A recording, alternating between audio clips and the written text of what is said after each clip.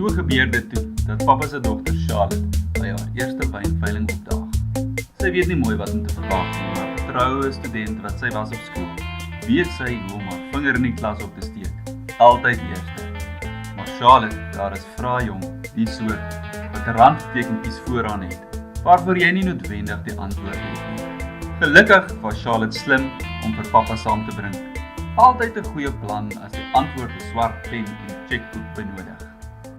Kassie, dames en here, ek vra baie mooi vir R100 vir hierdie pragtige bottel wyn. Wie gaan my begin met R100? Hammer 100. Ek het hier R100 by Charlotte, 125 now, 150. Do I hear a 150 from you, Charlotte?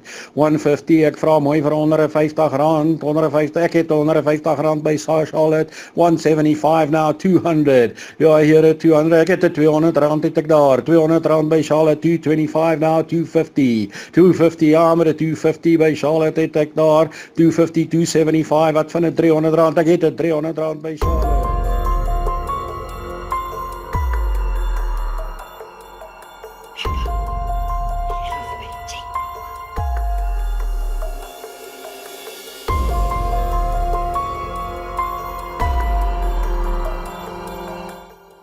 Julle, my naam is Charlotte.